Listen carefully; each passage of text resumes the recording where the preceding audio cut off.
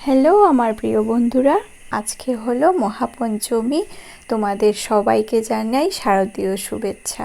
আজকে হলো মঙ্গলবার, সন্ধ্যা থেকে আমি ব্লগটা শুরু করলাম। এখন আমি দেখো কিচেনে এসে রান্না বসিয়ে দিলাম। আজকে করেছিলাম সয়াবিন দিয়ে ঝিঙে দিয়ে একটা ঝোল, আর করেছিলাম ডিম দিয়ে এই পাতলা ঝোল, যেমন আলু দিয়ে একটা তরকারি করেছিলাম। তো আজকে যেহেতু পঞ্চমী, আমার মেয়ের স্কুল এক পিরিয়ড হয়ে ছুটি হয়ে গেছে।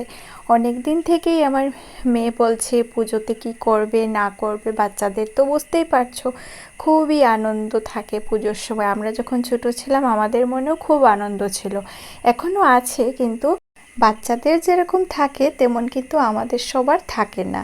তো যাই হোক, বাচ্চাদের আনন্দেই আমরা আনন্দিত হই, খুবই ভালো লাগে। মা আসেন, এই কিছুদিন আমরা খুবই আনন্দে কাটাই। আর বাচ্চাদের তো জানোই, পড়তে হবে না, সেই খুশিতে ওরা বেশি আনন্দিত হয়। তো আজকে পঞ্চমী এক পিরিয়ড হয়ে স্কুলটাও ছুটি হয়ে গেল। আর আমার মেয়ে আগে থেকেই বলছিল, মেয়ে কি বলবে, আমি বলে রেখেছিলাম যে পঞ্চমীর দিন রাত্রি পর্যন্ত পড়বে, আবার দশমীর পরের দিন থেকে পড়া শুরু হবে। তো আমরা ছোটোবেলা যেভাবে করেছি, তো আমরা করেছিলাম কি, আমাদের সময় ষষ্ঠীর দিন রাত্রিবেলা পড়ে পড়াশোনা বন্ধ করতাম। বন্ধ মানে ওই 4 দিন পড়তাম না। তো আমাদের সময় তো এত ঘোরাফেরাও ছিল না। আমাদের সময়, আমরা যখন ছোট ছিলাম, আমাদের সময় সপ্তমীতেও কেউ এত বেরোতো না। সকালবেলা একটু প্যান্ডেলে যেতাম, আর সন্ধ্যার সময় সব সময় সবাই বেরোতোও না। এগুলো তো আমরা একটু বড় হওয়ার পর শুরু হয়েছে। তো বাচ্চাদের আনন্দ কোনো কোনো জায়গায় তো চতুর্থী পঞ্চমী থেকেও শুরু হয়ে যায়, আরও আগে থেকেও শুরু হয়ে যায়। তো আমরা যেখানে আছি সেখানে ষষ্ঠী থেকেই শুরু হয়। তো পঞ্চমী দিন রাত্রি পর্যন্ত পড়া, আর ষষ্ঠী সকাল থেকে শুধু আনন্দ আর আনন্দ। তো এখানে দেখো, আমি ঝিঙে দিয়ে সয়াবিন দিয়ে একটা তরকারি বসিয়েছি। আজকে রাত্রির রান্নাটা করছি, দুপুরের রান্না বেশি ছিল না, তেমন সবজি টবজি কিছুই ছিল না, ওই কারণে আজকে শুধু দুপুরেরটা দুপুরেই করেছিলাম, আর এখন করেছি রাত্রের। তো ঝিঙে দিয়ে আলু সয়াবিন দিয়ে একটা পাতলা ঝোল করেছি, আর তো ডিম তরকারি করেছি।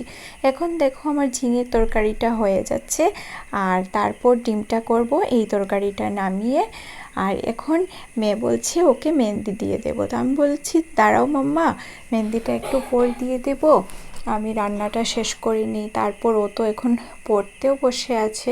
আমি বলেছি তোমার পড়াশোনাটাও শেষ করে নাও, আমি রাত্রের রান্নাটা শেষ করে একসাথে ভাতটা বসিয়ে আসি, কারণ তোমাকে মেহেন্দি দেওয়ার পর অনেক সময় হয়ে যাবে, আমার আর ভালো লাগবে না।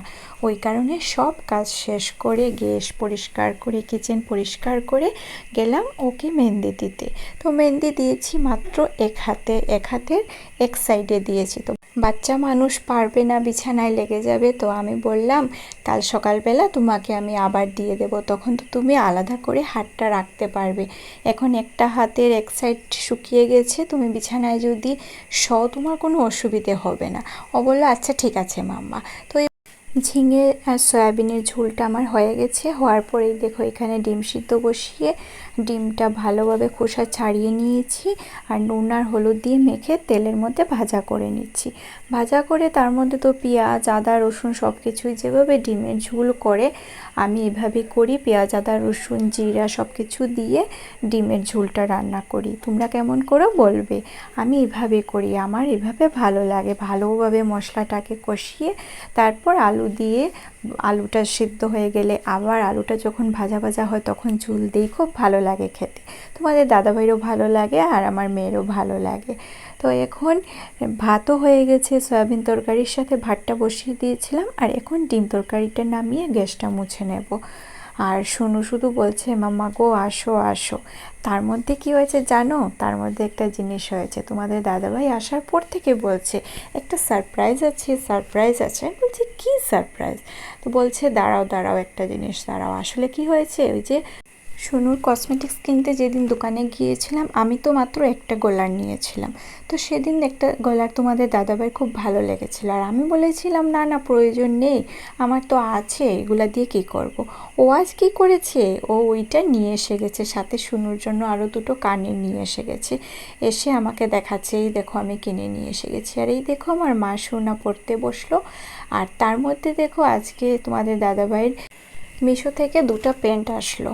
তো একসাথেই ছিল দুটো প্যান্ট, দুটো কালারের, আর বিকেলবেলা এসেছি, তখন তো আর আমি ভিডিও করতে পারিনি ব্যস্ততার জন্য।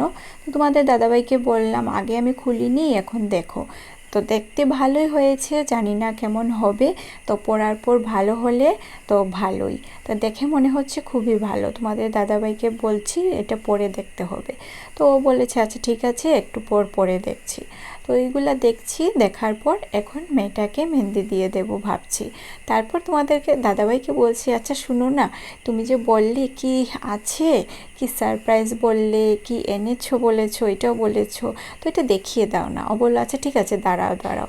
আর এইদিকে দেখো পাপা আসার সাথে সাথেই মেয়ের তো পড়া শেষ হয়ে গেছে, তো আজকে থেকে তো পাপার মোবাইলটাও নিতে হবে একটু পর পর, কারণ পুজোর সময় ফটো ভিডিও এগুলা তো করতে হবে। দেখো কি আনন্দ পাপার ফোন পেয়ে। আর দেখো আমার নাইটি পরে বসে আছে, এইরকমই করে আমার শুনুটা, আমার নাইটি পরে বসে থাকে। আর এই দেখো তোমাদের দাদাভাই নিয়ে আসলো আমার জন্য একটা গলার আর শুনুর জন্য দুটো কানের। খুবই ভালো লেগেছে, কিন্তু আমি না করেছিলাম ওকে যে আমার এগুলোর প্রয়োজন নেই, আছে তো। ও বললো না আমার ভালো লেগেছে তুমি পরবে। আমি বললাম আচ্ছা ঠিক আছে পরবো, আমি কি না করেছি নাকি পরবো না, তোমার ভালো লেগেছে তো। আমি বললাম হ্যাঁ হ্যাঁ আমার তো খুবই ভালো লেগেছে, কিন্তু আমার আছে, ওই কারণে আমি বলেছিলাম আমার প্রয়োজন নেই। কিন্তু না, ওর ভালো লেগেছে আমি পরবো মানে ও আমাকে না বলে নিয়ে এসে গেছে। তো এইগুলো দেখছি, আর দেখে এখন মেয়েটাকে মেহেন্দি দিয়ে দেব। এই দেখো মেয়েটাকে মেহেন্দি দিয়ে দিচ্ছি, হাতের এক সাইডে দিলাম, বাকি কাল দিয়ে দেব, কারণ আজ বেশি আগে পারিনি, পড়াশোনা ছিল, অনেক দেরিতেই দিয়েছি, ওই কারণে পুরোটা হাত শুকায়নি, অন্য হাতেও দিতে পারিনি। তো আজকের ব্লগটি বন্ধুরা এখানেই শেষ করছি। এখন আমরা ভাত খেয়ে ঘুমিয়ে পড়বো। সবাই ভালো থেকো, সুস্থ থেকো।